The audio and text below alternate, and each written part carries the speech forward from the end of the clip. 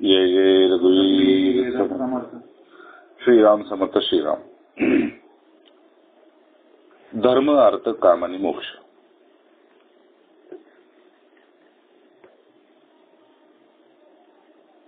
धर्म म्हणजे सत्य.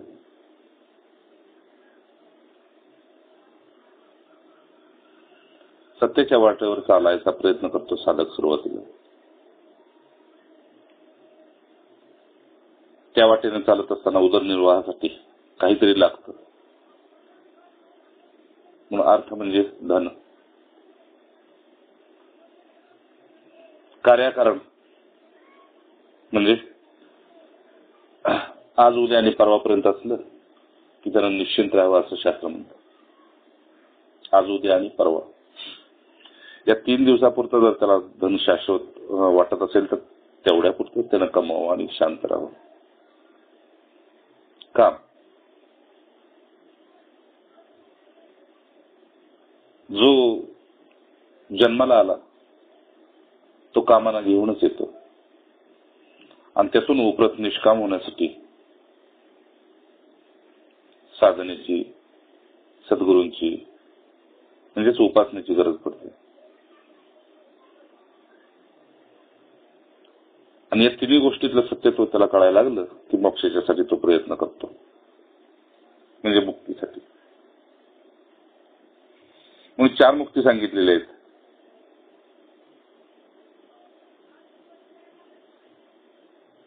सलोक, स्वरूप, समीप आणि साईज. तर त्या तिन्ही मुक्ती समर्थ म्हणतेच नाशिवंत आहेत, पण साईची मुक्ती मात्र शाश्वत आहे. जसं एका सत्संगात गुरुदेवांच्या ऐकलं होतं मी की राम युदे, कृष्ण युदे, शिव युदे, कुणी युदे, पण ते माईक देवता आहेत, येतील आणि जातील.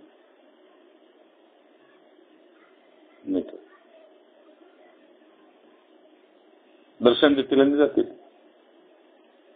म्हणजे जातील म्हणजे ते त्यांच्या ठिकाणी असतील. तर पद तेच राहतं विष्णुलोकीचं, शिवलोकीचं, ब्रह्मलोकीचं. पण त्या स्थानावर कोणीतरी दुसरं एक जसं पंतप्रधान खुर्ची तीच राहते, नाव बदलतं, रूप बदलतं.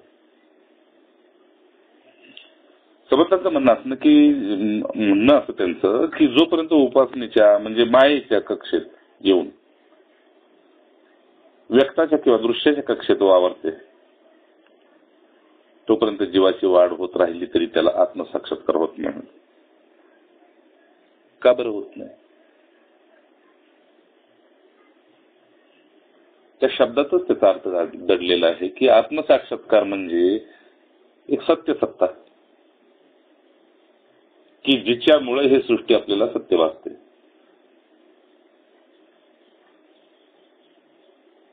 म्हणजे सूर्य आहे म्हणून आपल्याला मृगजळ भासतं, पण सूर्यच नसेल तर मृगजळ नाही. तर आत्मसाक्षात्कार असेल तर ही सृष्टी सत्य वाटत नाही, माईकच वाटते, भ्रांती वाटते, भ्रम वाटतो, कल्पना वाटते. जे जे दिसतंय ज्ञानेश्वरीमध्ये ते नाचतंय म्हणजे ते जाणारच आहे. इथे सगळेही गेले, जे स्वरूपाकार उरले तेवढेच राहिले.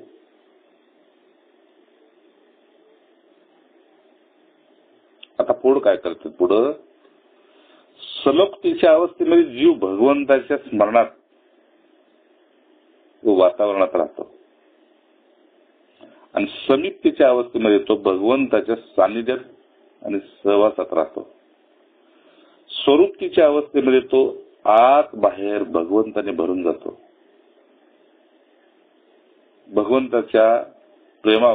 भगवंतावरील प्रेमाच्या या 3 चढत्या अवस्था आहेत. पण त्याच्या पलीकडे जाऊनच परमात्मा स्वरूपात विलीन व्हावे लागते. म्हणजे गुरुदेव म्हणते जरी तुम्ही माझ्या सानिध्यात राहिला तरी तुम्हाला आत्मसाक्षात्काराशिवाय गत्यंतर नाही. त्या बाबतीत मी तुम्हाला सहाय्य होऊ शकतो, पण तुमचा पुरुषार्थ, तुमचा एकांत आणि तुमची एकाग्रता, त्या 3 गोष्टी फार महत्वाच्या आहेत. म्हणजे काय की प्रखर वैराग्य पाहिजे आणि नित्यानित्य विवेक पाहिजे. निवाडा केला की लोक थांबतेच, चालत नाहीत, चालणारा पाहिजे म्हणून श्रुतीने बी सांगितले चालत राहा चर्येविषयी.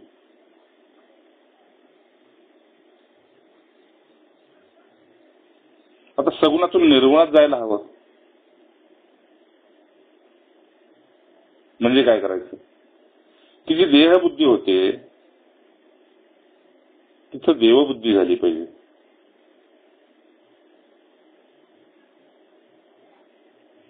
पण देवबुद्धीत सुद्धा थांबू नका म्हटलंय.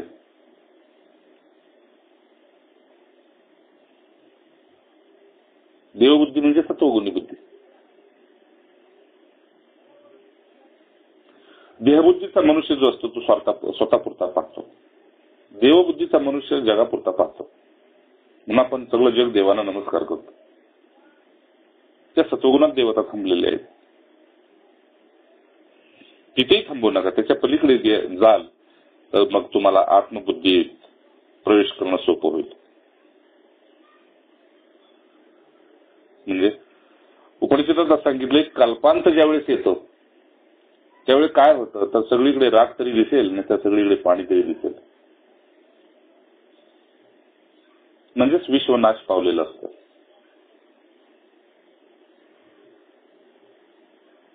अगदी मोठमोठाले पर्वत सुद्धा त्या काळात जळून भुरभुर भुरभुर अशी राख उडत राहते.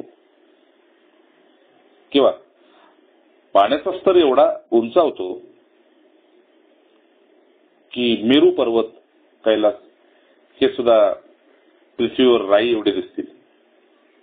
पाण्याचा उंचवटा एवढा असेल, त्याचा स्तर एवढा उंचावलेला असेल. मग त्यावेळेस सगळेच देव नाहीसे होते ज्या देवांची तुम्ही उपासना करता.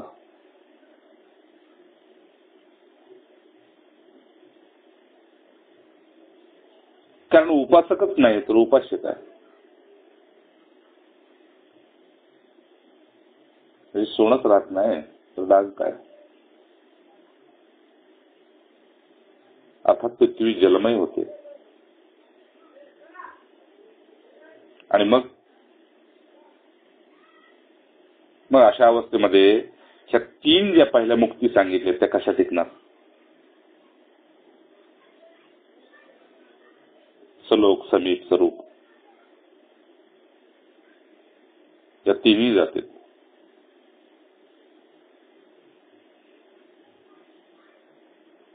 मग राहतं काय फक्त निर्गुण परमात्म्याचं स्वरूप. तेवढंच एक निश्चल राहतं. म्हणजे ते चळत नाही, ढळत नाही. पंचमहाभूतामध्ये 4 भूत जाते ते एक भूत राहतं त्याचं नाव आकाश.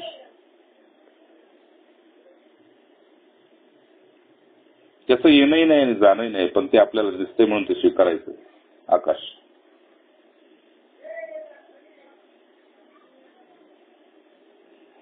पण आंधळा माणूस जर या पृथ्वीवर फिरत असेल तर त्याला आकाश दिसत नाही पण आकाशातच वावरत असतो. तसं श्रुती म्हणजे तुम्ही ब्रह्मच आहात फक्त तुम्हाला माहित नाही. माहित झालं की तुम्ही निर्भय व्हा, निस्वार्थ, निशंक आणि निश्चल होणार.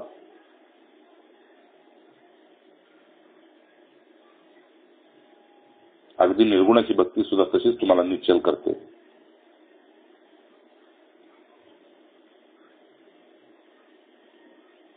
म्हणजे जे जाणार आहे ते जाणारच आहे आणि जे राहणार आहे ते राहणारच आहे. पण ते राहतंय ते मी आहे इथपर्यंत कधी आपली बुद्धी स्थिरावत नाही. आता इथे बुद्धीला जर स्थिर करायला गेला तर पुन्हा अंतःकरणाचा संबंध आला. पण अंतःकरणाचा संबंध तोडणारा, विच्छेद करणारा तोच फक्त साक्षी स्वरूपानं सायुज्य अवस्थेमध्ये राहतो.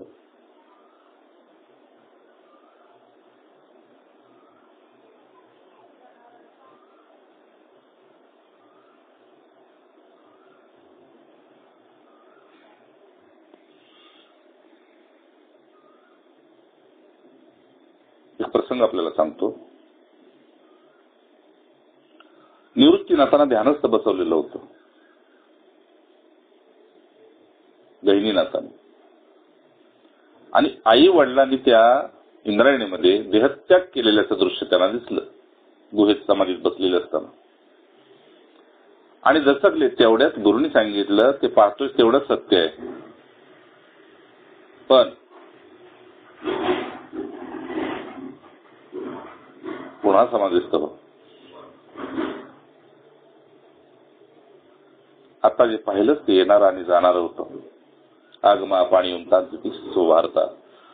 भगवंतांनी अर्जुनाला बी तेच सांगितलं, येणाऱ्या जाणाऱ्या गोष्टीमध्ये फार मिसळू नकोस, थोडा तटस्थ राहा.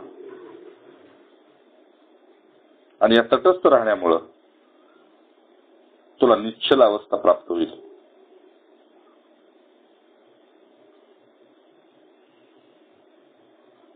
म्हणून रामसुखदासजी महाराजांनी आपल्याला सांगितलं की थोडं थोडं अधूनमधून चूप साधन करत जावं. रोग देहावर येते आणि जाते, कधी देहाला घेऊन जाते तर कधी निरोगता येते.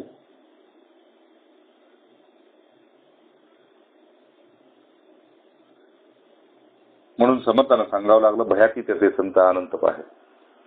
ते जितके निर्भय आहेत तितकेच निर्भय राहायचं. अपमानाच्या वेळेस अपमान ते सहन करत नाहीत, देहापासून अलिप्त असतात. आपल्याला वाटतं सहन करतात.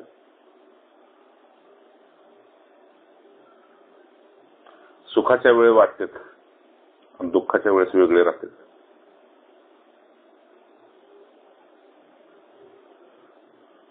प्रत्येक ठिकाणी तितिक्षा सहन कर सांगितले, सहन कर. सुरुवातीला सहन करा, अलिप्त झाला की पुन्हा सहन करणं बंद होतं. म्हणजे बचनाग नावाचा एक नाग असतो, सुरुवातीला ते भूल चाडल्यासारखं होतं, पुन्हा दंश केला की पुन्हा भूल चाडल्यासारखं होतं, पुन्हा दंश केला की भूल चाडल्यासारखं होतं, पुन्हा पुन्हा दंश होतो. आत एक विषाचं रूपांतर नशेत होतं, पुन्हा भूल चढत नाही. बचनाग.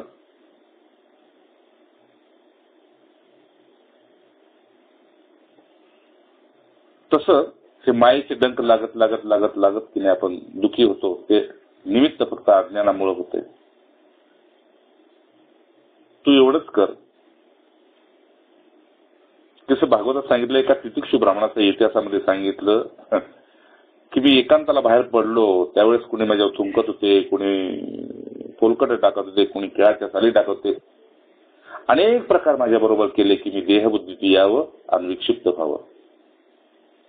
पण मी तटस्थपणे पाहत होतो की हा सगळा खेळ माये देहाबरोबर चाललाय, माझा त्याच्याशी काही एक संबंध नाही. म्हणून स्वामींचं म्हणणं असं की अधूनमधून चूप साधनामध्ये देहाशी संबंध तोडून थोडा काळ बसायचा. आणि व्यवहारात तसं घडलं तर लगेच उद्विग्न होऊ नका, सहन करा. किमान साधन काळात तरी करा.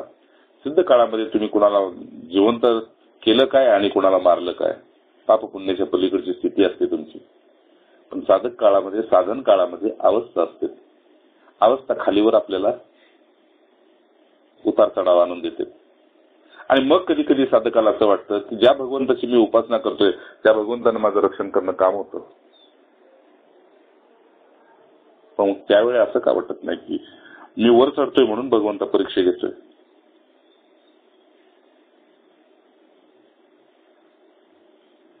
सर्वात महत्वाचं काय, जो निर्भय झाला, भीतीपासून पार झाला, तो दुसऱ्याला अभय देऊ शकतो.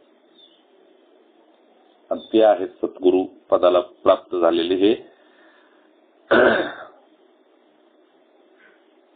आत्मसाक्षात्कारी पुरुष.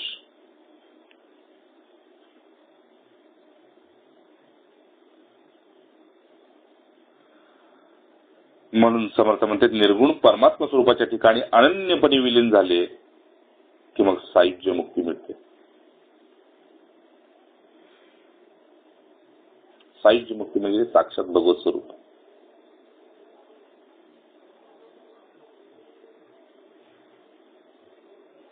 अर्थात आपल्या स्वस्वरूपामध्ये आपण विलीन होणे किंवा समरस होणे हीच खरी निर्गुण भक्ती आणि हिला सायुज्य मुक्ती समजते किंवा समजावी.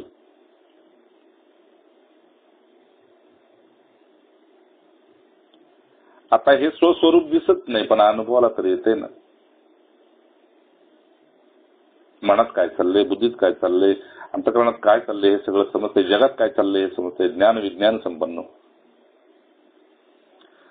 जगात काय चाललंय तुझ्या आत काय चाललंय हे तुलाच कळतंय ना.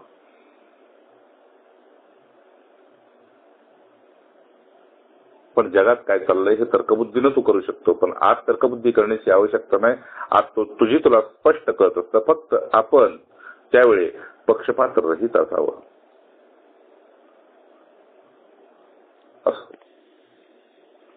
पुढे त्यांना म्हणायचे, म्हणून सगुण निर्गुण एक गोविंद रे, दोन्ही जरी एक असलं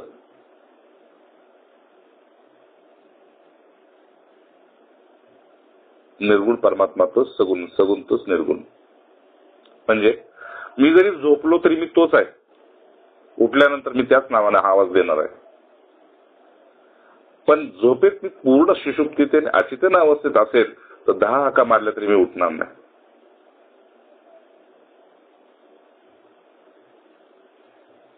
पण तेच देहातूनच मी बाहेर पडलो असेल कायमचा तर त्याला मृत म्हणते. मग त्यावेळी किती हाका मारल्या जगानं तरी मी उठणार नाही. म्हणजेच मी चेतनात पूर्णपणे विलीन झालेला असेल.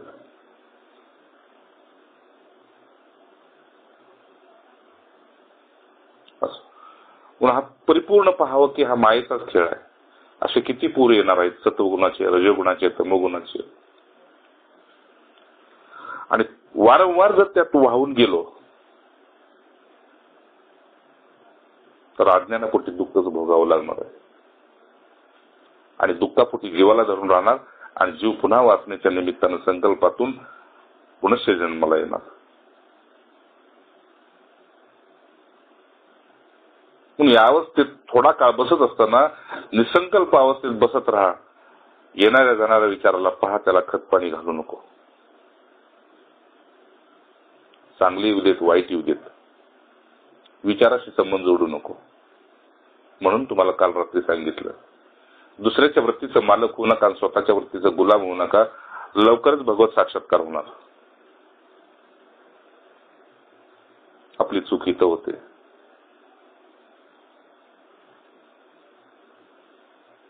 जायचं तर आहेच ना, मग साध्य करून गेलं तर काय. जरी इथं उत्तम परिस्थिती असली तरी जावं लागणार आहे, अधम असली तरी जावं लागणार आहे. निरोगी असलो तरी जातोय आणि रोगी असला तरी जातोय. मग निरोगी भगवंताजवळ जातो, रोगी अग्नीला मिळतो का? काहीच नाही. अनेक महापुरुष आहेत, अंतिम काळी खूप शरीराच्या यातना त्यांना भोगाव्या लागल्या, तर तरी सुद्धा ते अलिप्त होते खूप. पण अज्ञानी जीव त्याला काय समजते, अरे बापरे एवढी देवाची भक्ती केली पण त्यांच्या वाट्याला काय दुःख आलंय बघा. ते अज्ञानाचं लक्षण आहे.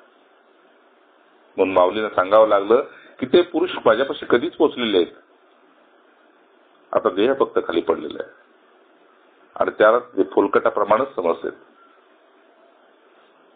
याच्याही पलीकडे गुरुदेवांनी सांगितलं की तो विवळत जरी अंतरावर पडला असला, ओम ओमच्या ऐवजी आई आई जर करत असला तरी सुद्धा तो पोचलेला आहे.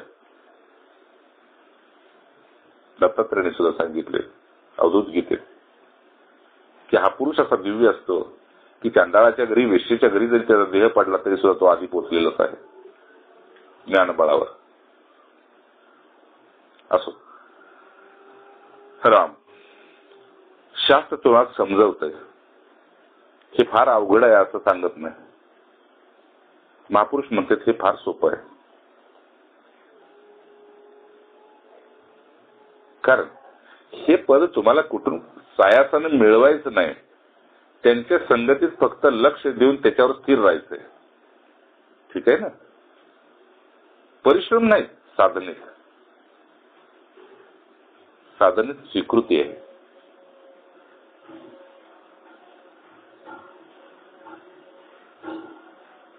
कशी बरं? तर जे निर्गुण आहे ते शाश्वत आहे. म्हणजे घराला आग लागली, किलोभर घरात सोनं आहे, तर सोनं जळतं का? जळतं. सोनं जळतं, त्याचा गोळा होतो, पण अलंकार नाश होतो, दागिना नाश पावतो, सोन्याचा नाश होत नाही. होतो का? नाही. लाटेचा नाश होतो, पाण्याचा नाही. तसं ज्ञानामध्ये तुझ्या अनुभवाचा नाश होत असेल, ज्ञानाचा नाश होत नाही.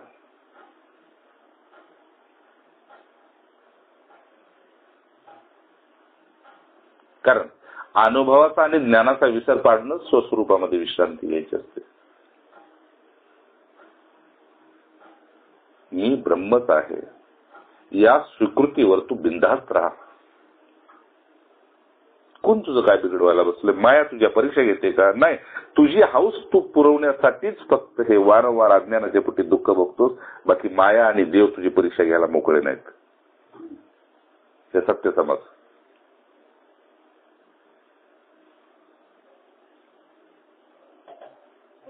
पण निर्गुण शाश्वत म्हणून निर्गुण भक्तीच टिकते.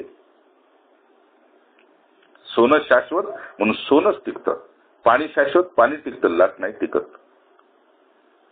तसं तुझं शिवस्वरूप शाश्वत आहे, चिदानंद आहे, ते टिकतच, त्याचा कधीच नाश होत नाही. पण जीवाचा स्वभाव असा आहे की जीवाच्या कडून ते शिवस्वरूप पाहायचंय. जीवात एवढं सामर्थ्य आहे का? लाटेनं समुद्र बघायचा का? अरे लाट वरवर खेळेल, समुद्राचा तहाळ घेईल का? अंत घेईल का? नाही ना.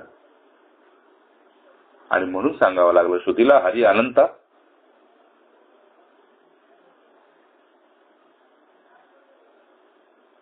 म्हणून संत अनंताशी एकरूप होऊन स्वतःचा स्वीकार परमात्मा स्वरूपामध्ये करून बसतात.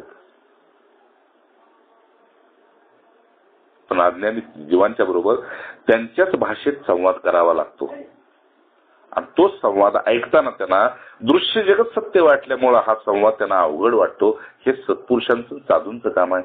आपल्याला काय जमणं अवघड आहे. म्हणून बहुतांश लोक वरकरणी परमार्थामध्ये स्वतःला गुंतवून घेते. वरकरणी परमार्थ.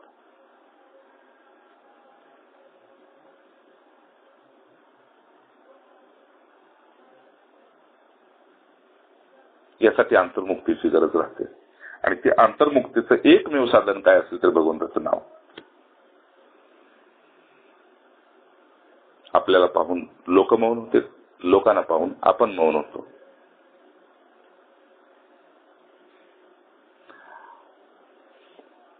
हो. म्हणून सद्गुरूंनी केल्याने हे सगळे स्पष्टपणे समजते. सद्गुरू केल्याने हे सगळे स्पष्ट समजते. कारण कोणीतरी आपला एक शासक आपल्यावर असला पाहिजे. त्यामुळे मर्यादा राहते. आपल्या पंचेंद्रियाला मर्यादा राहते, नाही का? श्रुती म्हणते पशु पक्षी उघड भोग भोगतात ज्ञानेंद्रियाचे, पण मनुष्य तसा करेल तर विकारे घडे हो जेनी सर्वचीची, सगळ्या जगात थुतू होतं. म्हणून चोरून भोगलेल्या वासना त्याला प्रेमाचं स्वरूप दिलं जातं. पण ते प्रेम नसतं.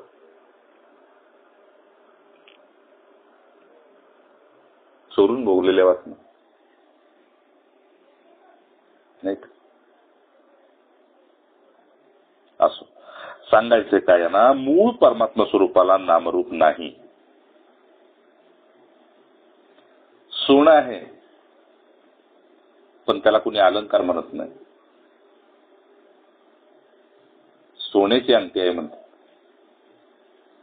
तसं की नाही, जे जे दृश्य रूप आहे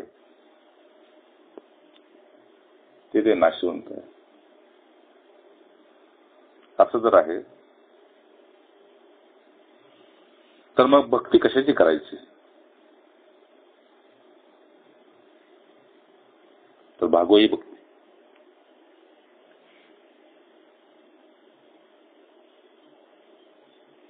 विरक्त तोची भक्त समर्थांच्या भाषेत. कमीत कमी आपल्या विचारापासून, मनापासून, बुद्धीपासून विरक्त राहणं काय अवघड आहे का? काहीच अवघड नाही. आणि विरक्ती आपली टिकून राहण्यासाठी नाम आहे भगवंताचं. ते कलियुगामध्ये फार सोपं आहे. हो, पण शर्त अशी आहे की पहिलं तुम्ही निर्भय असला पाहिजे. भीतीचं कारण काय आहे? तर दृश्यातलं नुकसान. हळहळ तर सर्वच करते. ज्ञानी असला तरी तो वरून हळहळ करेलच,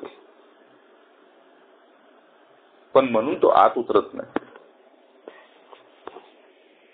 हळहळ करतो, तळमळ करत नाही.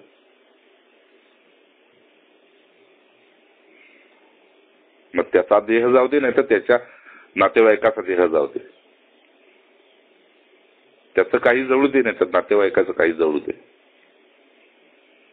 हळहळ करेल वरून, तळमळ नाही करणार.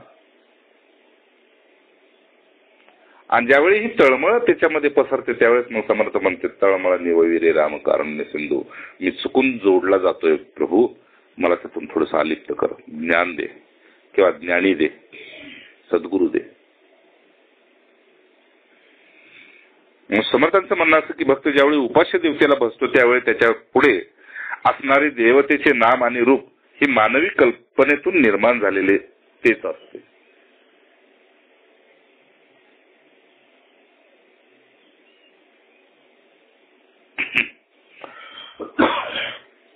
तर गुरुदेवाने असं सांगितलं आपल्याला, एकदा मी ऐकलं,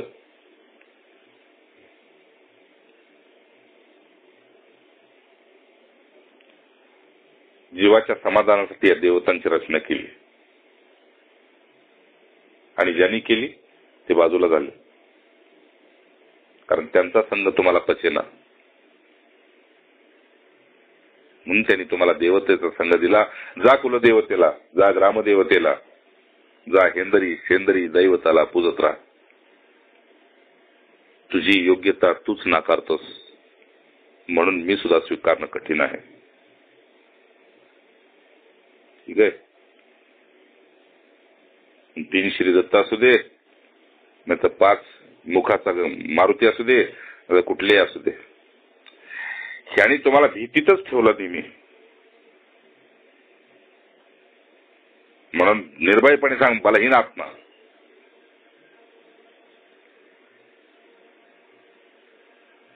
ज्या जीवामध्ये आत्मबल नाही तो सतत भीतीच राहणार. म्हणून निर्भय पुरुष काय उर्मट असतो का? नाही, तो सर्वाधार असतो. मग त्याच्यावर छोटे मोठे देवताचे प्रकोप होतेच की, पण तरी सुद्धा तो जोमानत नाही, कारण पुढे त्या देवतांना सुद्धा शासन आहे. एखाद्याच्या तपस्येत विघ्न उत्पन्न केलेल्यामुळे देवता सुद्धा सुटत नाहीत आणि पुराण त्यानंच भरून पडलेले आहेत.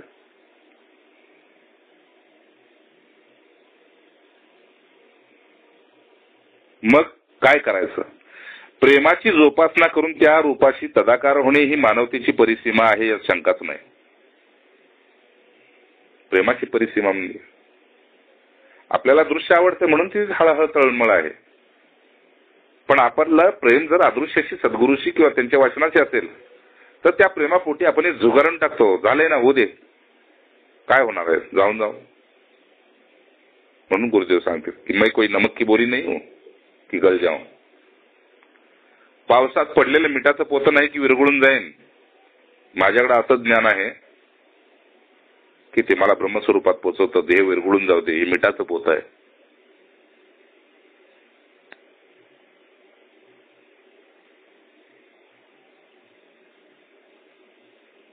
अर्थात प्रेम दृश्यावर असेल तर वैराग्य स्थिर होत नाही. म्हणून माऊलीनं सांगावं लागलं, हे अनित्य आहे. हे ज्याला पचलं आणि पटलं त्याला विशेष परिश्रम काही करावं लागत नाही, शास्त्र वाचावे लागत नाहीत, शास्त्र मुखोद्गत करावे लागत नाहीत. सद्गुरूंच्या वचनावर फक्त स्थिर असतो. त्याने सांगितलं, तू तो आहेस, तू तत्वमसी आहेस, तू ब्रह्म आहेस. स्वीकारलं, काम संपलं. मग देहावरचे खेळ देहाबरोबर, देहाचे भोग देहाबरोबर, देहाची कर्म देहाबरोबर, आणि हा अलिप्तपणे फक्त गुरु आज्ञेतून सेवेच्या रूपात कर्मामध्ये उतरतो आणि त्या कर्माची फळं त्यांच्याच पायी वाहून मोकळा होतो. शुभ असू देत नाही तर अशुभ असू देत. कारण गुरूंचं म्हणणं असं, तुझा स्वीकार करत असताना तुझं पाप पुण्य स्वीकारलं. आता तुझं काम असं आहे की स्वीकृती झाल्यानंतर कर्माची शुभ अशुभ फळं सुद्धा मला वाहणं हे तुझं काम आहे. म्हणून शास्त्र तुम्हाला शेवटी सांगतं हरिओम तत्सत. हरिओम तत्सत. जे काय माझ्याकडून करून घेतलं, ऐकून घेतलं, बोलून घेतलं, हे सगळं मी तुला अर्पण करतो. ह्याचा माझ्याशी काही संबंध नाही. या भावनेतून आपण तिथं पुन्हा स्थिर होणं हा भावनेचाच खेळ आहे. पण मनुष्य म्हटलं की मन आलं, जीव आला, आणि त्याला मग स्थळ आणि काळाच्या मर्यादा असतात. त्या ओलांडून पलीकडे गेल्याशिवाय अनंतामध्ये झेप कधीच घेता येत नाही. मग त्या ओलांडायच्या कशा? तर भौतिक जगामध्ये नाल्याच्या पलीकडे उडी मारायचे, नदीच्या पलीकडे उडी मारायचे, तसं इथे काय उडी नाही मारायचे. मग इथं काय करायचे? तर इथे अवस्थेपेक्षा स्थितीला मूल्य द्यायचे. म्हणून भगवंतांना सांगावं, स्थित्वाशामंत का देते ब्रह्मनिर्वाण उच्यते. मृत्यूसारखा घोर तुझ्यावर एवढा जरी आला तरी तू तिथं मृत्यूला बी सांग मी ब्रह्मच आहे, देहाशी काय संबंध आहे, तो देहच जाणार आहे. सांगावं लागलं, वासाशी जीर्णानी येतावी आहे नवानी. वस्त्र बदलाव तसं शरीर बदलत राहतं.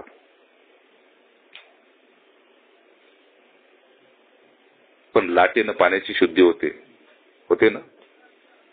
लाट समुद्रावर जर खेळत असेल तर पाण्याचे शुद्धीकरण होतं. तसं आत्म्यावर सुद्धा हे जीव खेळत असेल तर भक्तीच्या वाटेवर, प्रेमाच्या वाटेवर त्याचं ते शुद्धीकरणच होत असतं. स्वीकारणार कोण हे? तर गुरु आज्ञेतला पुरुषच स्वीकारतो हे.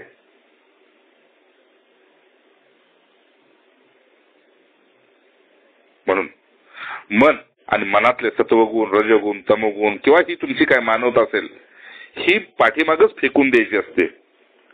की सत्वगुण असेल तर हरीच्या कृपेनं, रजगुण असेल तर दृश्याच्या कृपेनं,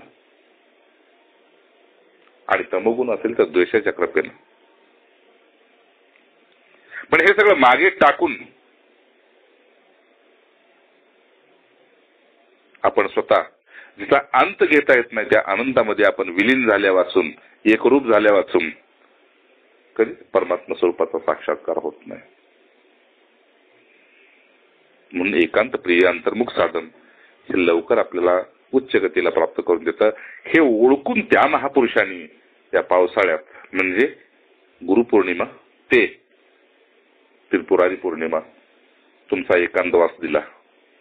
साक्षात देवतांना सुद्धा जर चातुर्मास देवता करत असतील तर त्यांना सुद्धा आणखीन उच्च गती प्राप्त होते. मग मनुष्याची काय?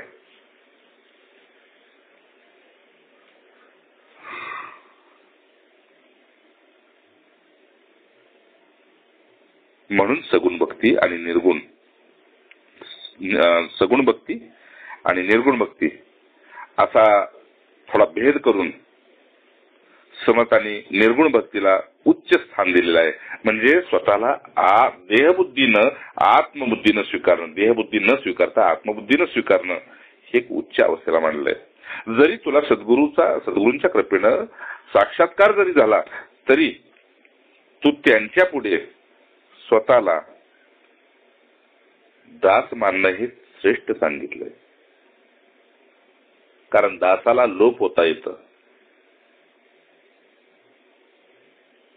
दासाला लगेच विलीन होता येतं.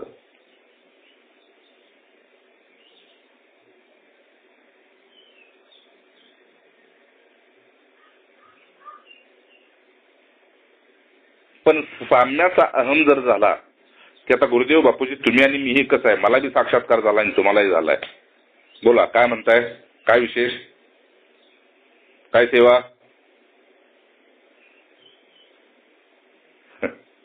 विनय विद्या शोभते. म्हणून तुझ्या वागण्यातली बोलण्यातली नम्रता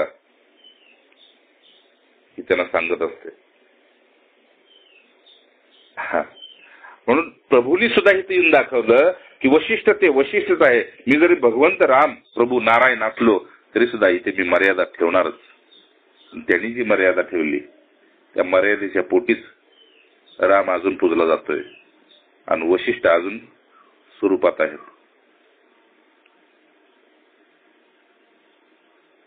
ज्या गुरूंच्या मुळे देवपण आलं त्या गुरुनं अजून सुद्धा रामानं अजून सुद्धा गुरुना विसरलेलं नाही.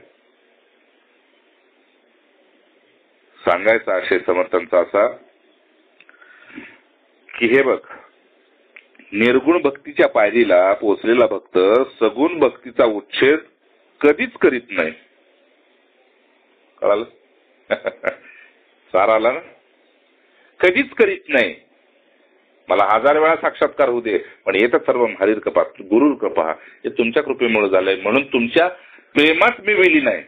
तुमच्यात काय विलीन व्हायचं? तुम्ही काय आकारी आहात का? तुम्ही साकारी आहात का? मग तुम्ही कोण आहात? तुम्ही परमात्म्याचं स्वरूप आहे.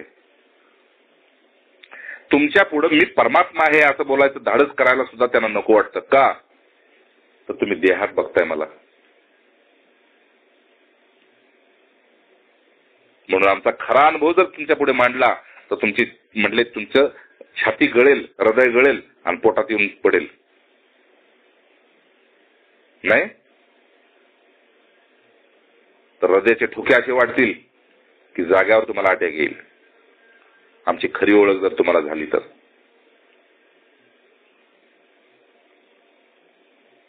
म्हणून संत, भगवंत आणि सद्गुरू यांच्या इतका प्रेमळ कुणीच नाही. तुमच्यातच वावरतो तुम्हाला कळूही देत नाही.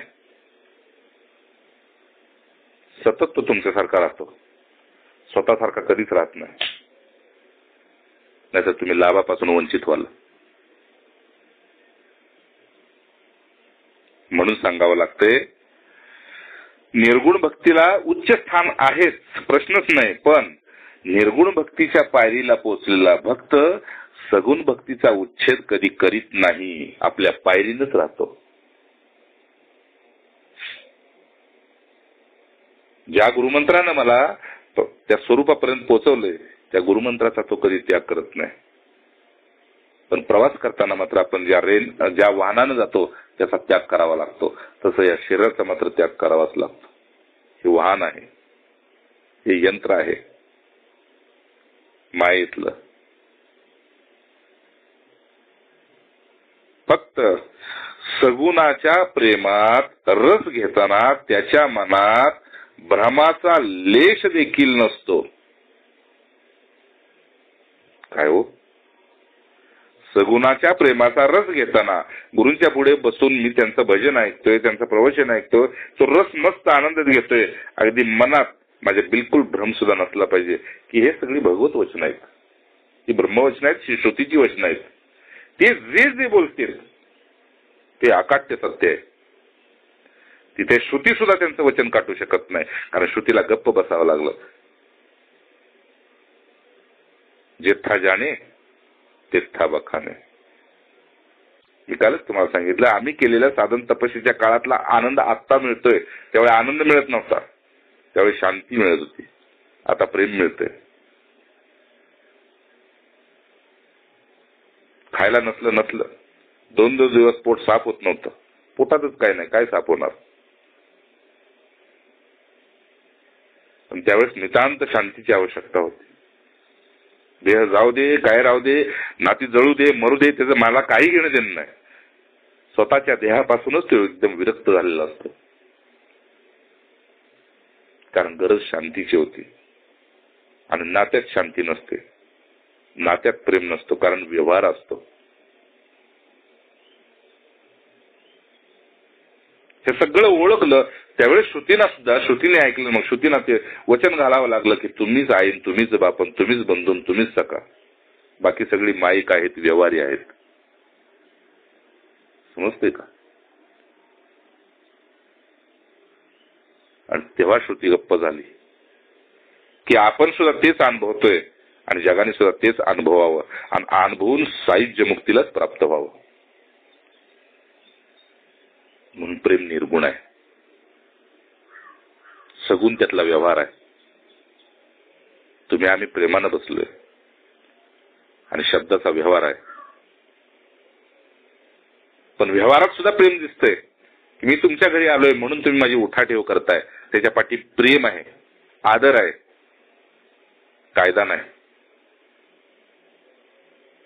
की साधू घरी आला की त्याला हे करावं. हा कायदा नव्हे, हे प्रेम आहे.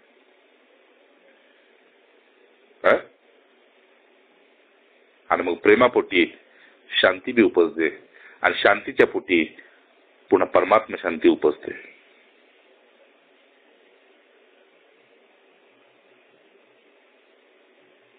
म्हणून समर्थ म्हणते की सगुणाच्या प्रेमाचा रस घेताना त्याच्या मनात भ्रमाचा लेश देखील नसला पाहिजे. म्हणजे गुरु तुमच्यावर प्रेम करत असतील तर खरोखरच ते प्रेम करतात, नाटक करत नाहीत. नाही काय, मी इथं असलो आणि 2 मुलं तिकडे गेली तरी मी फोनवरून सांगतो, ते देणार नाही का, पण तरीच मी सांगतो त्यांना दूध दे. हा व्यवहार आहे का? इथे लेश मात्र सुद्धा म्हणजे किंचित सुद्धा तर्क करू नकोस. किंबहुना मग सगुणाची त्याला इतकी सवय झालेली असते की भक्त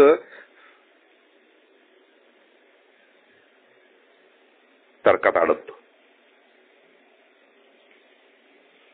आणि तर्कात अडकला तो शेवटी नरकातच अडकतो. म्हणून तार्किकाचा टाका संग तुकाराम म्हणते.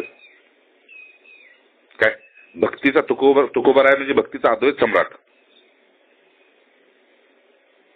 आणि इथपर्यंत पोचलेला पुरुष मग का बरं म्हणतो नको ब्रह्मज्ञान आत्मस्तुती व्हावं, मी भक्त तू देव आहे ते करी, मला त्यात रस येतो. बस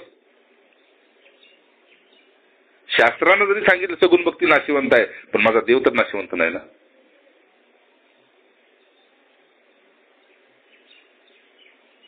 म्हणजेच पूर्ण निर्भय झालेत ना, कशाला जुमानत नाहीत. अरे शास्त्र त्यांची महिमा गातेत आणि लोक शास्त्राची महिमा गातेत.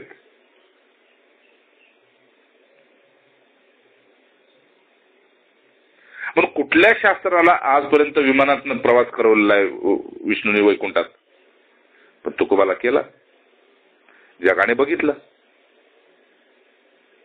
नाही का. माऊलींची दगडाची भिंत उडाली, लोकांनी बघितली. आजपर्यंत कुणाची भिंत उडली का? अमेरिकेतल्या व्हाईट हाऊसची कुणाचीच नाही. म्हणजे यांच्या प्रेमाची परिसीमा होती, तिथे सीमाच नाही. म्हणून तो कितीही स्वतःला परमात्मा निर्गुण म्हणू दे, पण यांच्या पुढे त्याला प्रकटच व्हावं लागतं. काही काळापुरतं की होईना, लेश थोडा वेळ तरी का होईना, पण प्रकट व्हावं लागतं.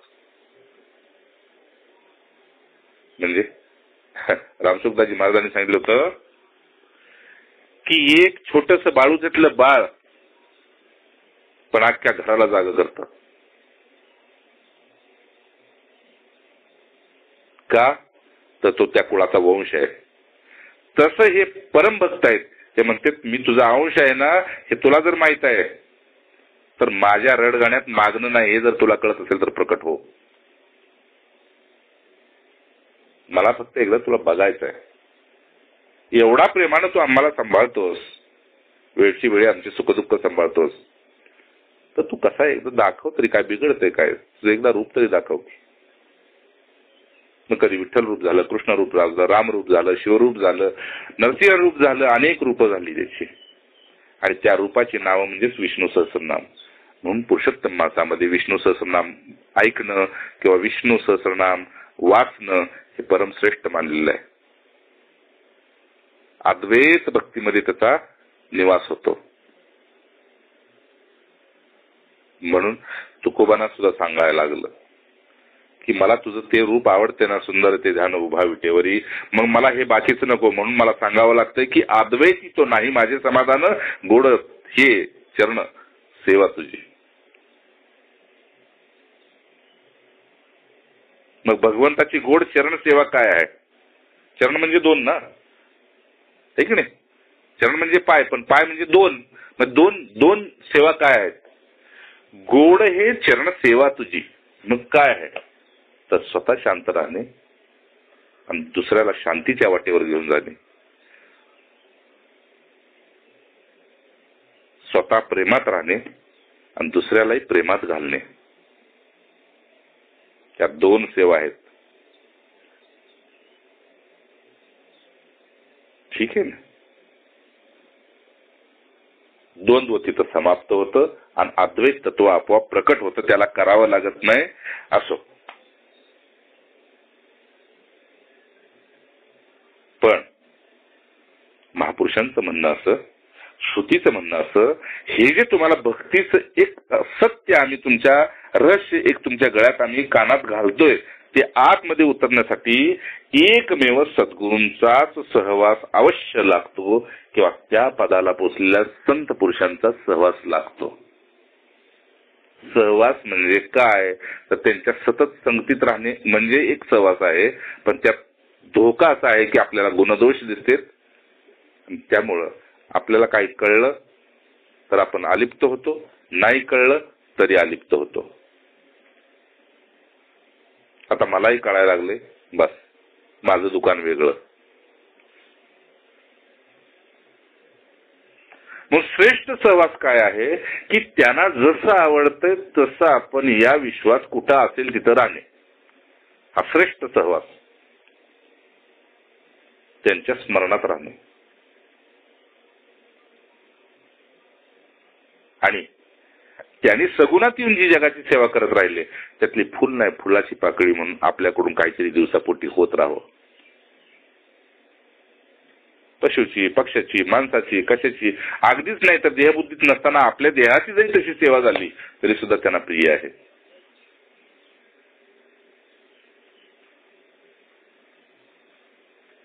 म्हणून जितका सोपा परमात्मा साक्षात्कार आहे तितका सोपा संसार नाही. जिथं द्वैत आलं तिथं रागद्वेष आला, जिथं अद्वैत आलं तिथं शांती आणि प्रेम आलं. आणि हे ज्यावेळेस आपल्या आतमध्ये उतरतं त्यावेळेस सद्गुरू आपोआप कृपा करते. कृपा करा म्हणावं लागत नाही, म्हणून हळूहळू हळू सगुण भक्तीतनं निर्गुण भक्तीत जाणारा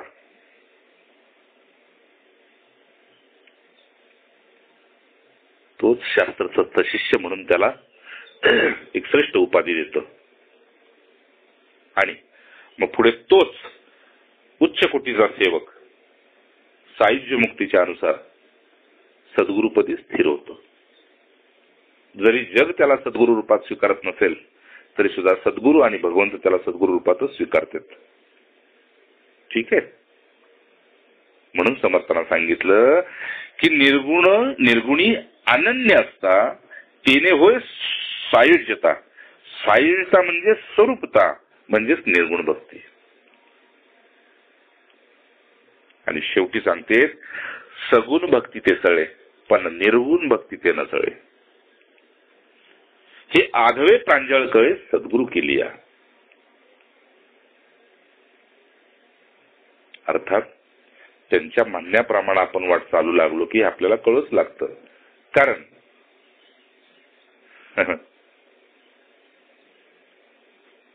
काय, कारण आपला पुरुषार्थ आणि त्यांची कृपा या दोन्हीमुळे आजपर्यंत पृथ्वी तळावर कुणीही अपूर्ण राहिलेलं नाही, सगळे पूर्ण होऊन गेलेले आहेत.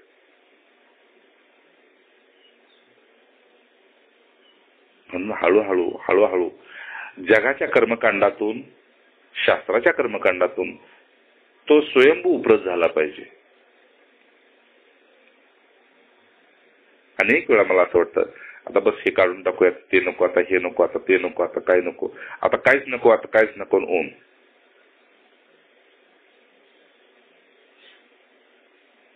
म्हणून आपली इथे कर्तव्यता एवढीच की गोड हे चरण सेवा तुझी. तुला जसं आवडतंय तसा मी राहायचा प्रयत्न करतोय. उणीवा तू भरून काढ.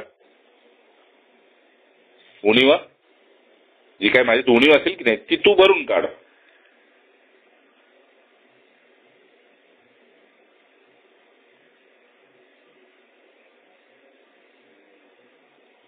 आणि स्वार्थ मी भरून काढतो.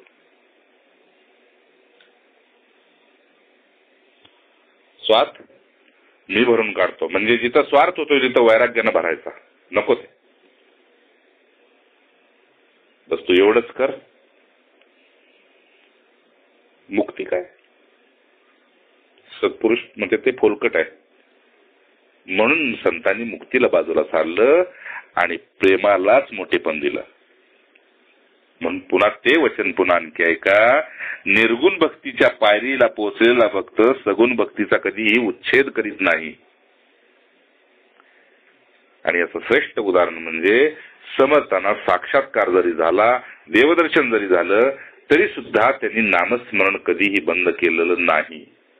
म्हणून आपण काय करायचंय तर आपल्या मरेपर्यंत कधी संध्या बंद होऊ नये. बरी स्नान संध्या करी एकनिष्ठा, विवेके बळ्यावरील स्थानभ्रष्ट.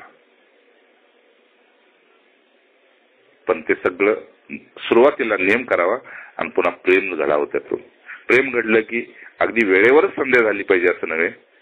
बस अखंड स्मरणात जाणं ही संध्याच आहे. अखंड स्मरणात राहणं ही संध्याच आहे. आणि अखंड सेवेत राहणं ही सुद्धा संध्याच आहे. जय जय सीताकांत स्मरणजी राम जानकी जीवन स्मरण अवधूत चिंतन श्री गुरुदेव. राम राम राम राम.